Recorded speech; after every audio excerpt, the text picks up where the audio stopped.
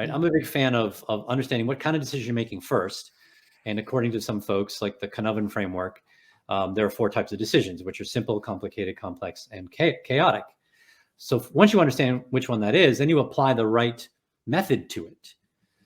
Because a simple decision is more of a best practice, right? Or whatever you want to call it.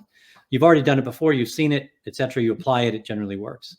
Complex is there's no answer. You're trying to figure it out. Like pricing, I think, is a good example of a really of a complex problem, right? You want to charge as much as you can without gouging people. And the market will correct you on that most likely. And they want to pay as little as possible. So, but you're trying to guess what a massive people will pay. So that's a complex problem. So that's sort of safe to fail experiments. You want to keep trying things, right? Try this price and do this thing, this package, et cetera, until you, over time, realize that you're maximizing the utility of the pricing and the value that you're providing to the person. We don't do that. We generally treat everything as if it's best practice, right? We apply the same model to it. And a lot of our decisions, we don't track them. We don't have a journal, and we don't know which worked well. We don't learn from them. Yeah, we're doing so many decisions over the day. I think that the fail fast is very relevant for startups or for small businesses who want to know what is the right direction, and they really don't know. In most businesses, they do know what's their clients and what they're doing and what is needed. But for a very, very immature and in an unfamiliar terrain, they want to fail in order just to know what is their direction. And it's the same thing within an innovation within a company or a startup, but it doesn't work in every way. And and what you said about making decisions, I think that most people are so prone to doing something, and sometimes a decision could be, currently I'm not doing it. It's not that I'm not deciding. I'm deciding that currently I'm not doing it. And most people see it as like the opposite of what is expected from a leader.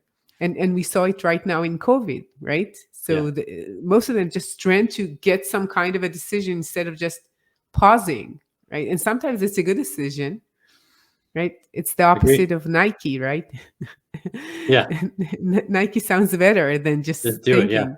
it. Yeah. We fail to understand the scope in terms of time, right? We think making a fast decision is good, or changing something quickly is good.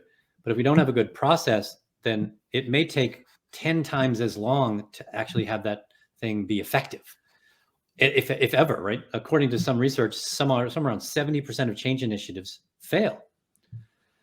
And it's because we want to change, we want to make the change, but people don't like to have change foisted upon them. We have cognitive dissonance and all these other things, right? We like the status quo, and so we're always finding reasons to not change. But if you involve them in the process up front, take a little more time, sell them on the idea, tell them where it's there, help them to create the implementation plan of the thing, they're much more likely to engage in it because now they're part of it, right? They believe in it and they feel they have some more agency. But you brought up something really interesting, which I want to touch on with startups is, I think failing fast is fine with startups, but it's what are you failing on? I think too many startups fail on the wrong things. They're like, we have to do something, we have to build something. And I think you should say, no, the first job you're supposed to figure out is, am I solving a problem worth solving?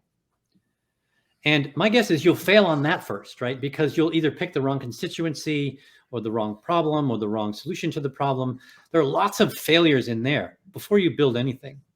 Now, if you're a software coder and you can afford to just make mistakes and because you're not really paying yourself, then that's fine.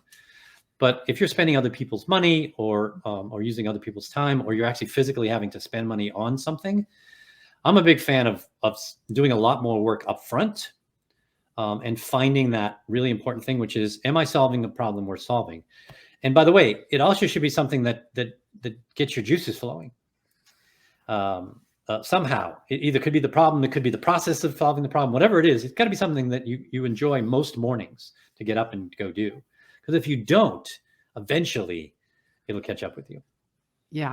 So I'm a big fan of that as well. Fail fast, but fail in the right areas. And if you're a startup, fail on the idea, right? Prove the idea out first and see if that fails versus actually assuming your idea is correct.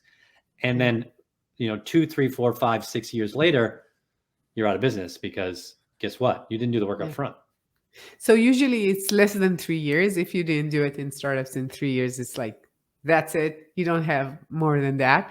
But of course, when you're trying something new, you have more question marks here, and you don't know sometimes. And I think it makes sense to try things out faster when you don't know, because sometimes on the other side you have this analysis paralysis that you see in many, like in enterprise and corporates, which are, we're making lots of money right now this way, why should we change, why we should consider new markets, new products, new services, whatever.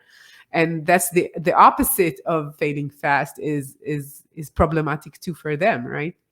Yeah, I agree. Yeah, there's, we generally go at the problem, again, this is something that we do sort of wrong, is that we assume that whatever is happening now is going to keep going.